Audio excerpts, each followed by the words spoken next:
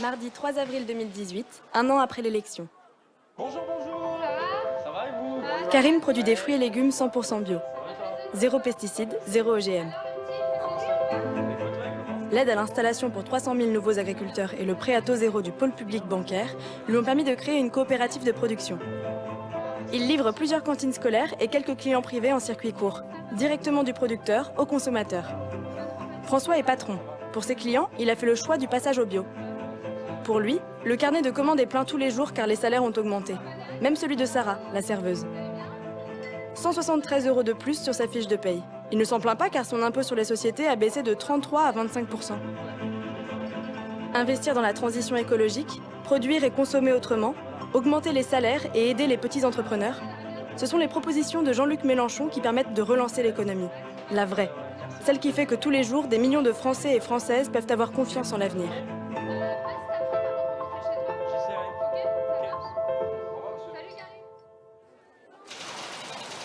Vendredi 6 avril 2018, un an après l'élection. Les nouvelles technologies, la révolution numérique, c'est notre quotidien. Pour eux, elles sont au cœur de leur travail. Élise est graphiste indépendante. Elle en a fini avec le statut d'auto-entrepreneur. Elle pouvait travailler plus de 50 heures par semaine pour un salaire horaire inférieur au SMIC. Chaque fin de contrat signifiait l'arrêt de ses revenus. Avec la sécurité sociale intégrale, elle peut bénéficier d'une indemnisation chômage et avec la fin du RSI, elle cotise désormais au régime général. Abdoulaye, lui, vient de signer un CDI comme cadre commercial dans une entreprise innovante. Il conçoit un logiciel de planification pour une grande société publique de l'énergie. Avec la sortie du nucléaire et des énergies fossiles pour aller vers 100% d'énergie renouvelable, ce sont près d'1 million d'emplois créés. Pour Jean-Luc Mélenchon, la relance de l'activité économique se fait par la transition écologique et les nouvelles technologies. Un plan d'investissement de 100 milliards d'euros est mis en œuvre pour un vrai choc d'activité qui profite à tous les secteurs.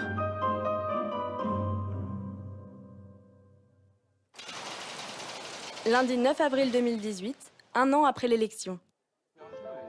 Ces trois-là sont ouvriers, salariés d'une entreprise du bâtiment. Gilles est un ancien chômeur de longue durée, des années à enchaîner des petits boulots en intérim et des temps partiels. Il a signé un contrat coopératif pour 4 ans avec une collectivité publique et retrouve peu à peu une vie stable grâce à son travail. Alexandre a 19 ans. Il prépare le bac professionnel en 4 ans.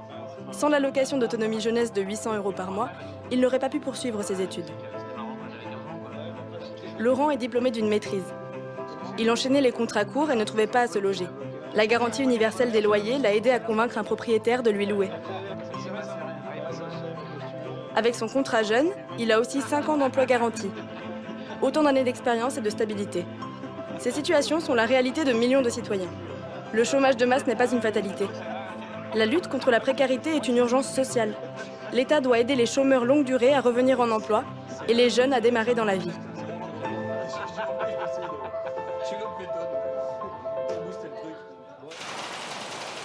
Jeudi 12 avril 2018, un an après l'élection.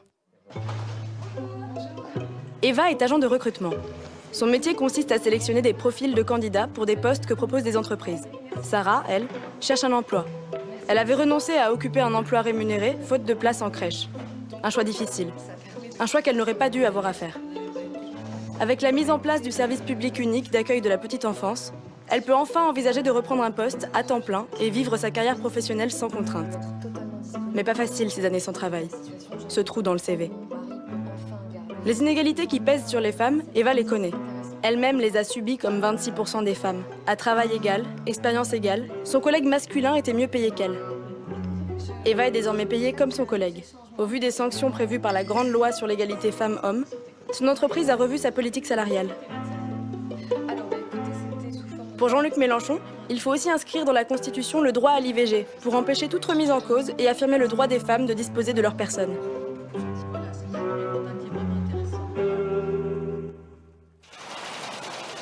Mercredi 18 avril 2018, un an après l'élection.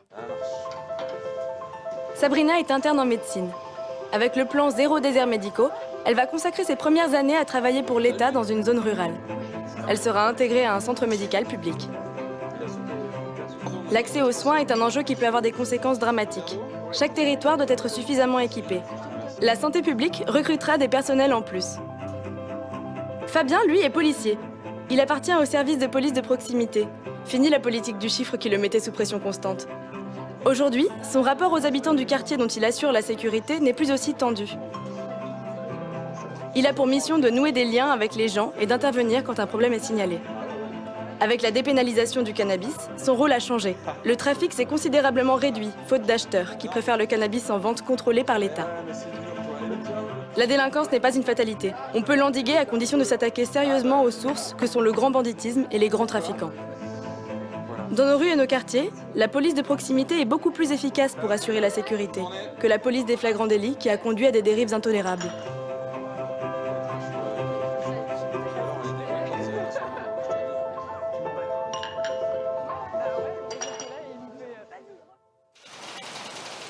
Samedi 21 avril 2018, un an après l'élection.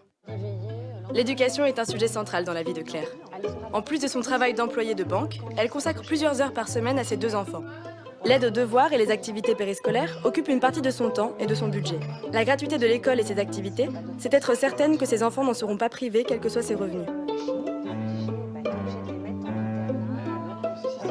Pour Jérémy, les moyens humains mis dans l'éducation nationale ont permis à son fils Adrien, autiste, d'avoir une auxiliaire de vie scolaire, formée et diplômée, qui l'accompagne comme il en a besoin.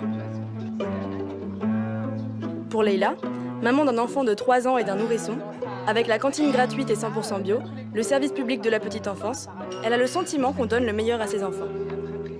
L'éducation nationale est le premier lieu de socialisation de nos enfants. Ils doivent y manger bien, y acquérir des savoirs, s'exercer au sport, s'ouvrir aux arts et à la musique.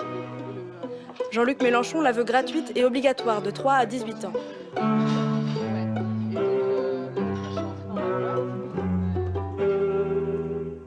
Voilà concrètement un exemple de ce qui va changer quand je serai élu. Mon programme, L'avenir en commun, c'est une vision globale de la société.